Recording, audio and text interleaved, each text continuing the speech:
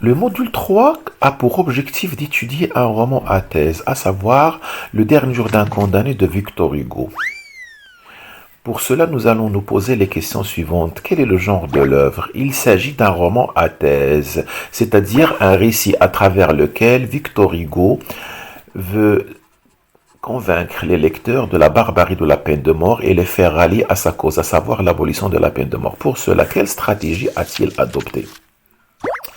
Le premier point sur lequel il s'est appuyé, c'est le profil du narrateur. Il a choisi un narrateur qui est une père de famille, qui a une mère à sa charge, un jeune cultivé, romantique, donc un narrateur qui n'a aucune relation avec le monde carcéral. Le deuxième point de sa stratégie concerne l'anonymat. Il a choisi de ne pas préciser la personne. Il ne s'agit pas d'une affaire bien précise.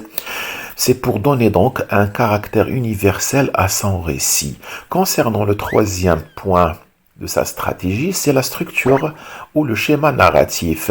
Comme vous le savez, un schéma narratif est d'abord une situation initiale, un élément perturbateur, des péripéties, un dénouement, une situation finale. Ainsi, le récit aurait pu être comme suit.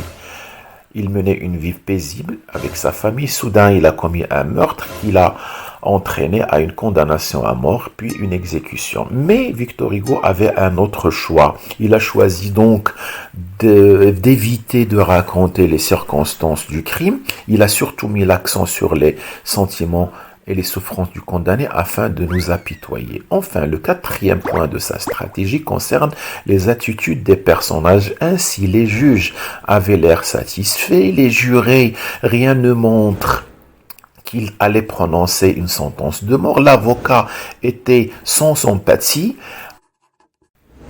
Le gendarme était plutôt heureux de voir une source de fortune.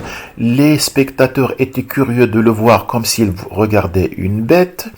Même le prêtre qui devait remonter le moral ne lui était pas utile. Et enfin, sa fille, son seul espoir, ne l'avait pas reconnu, elle l'a oublié.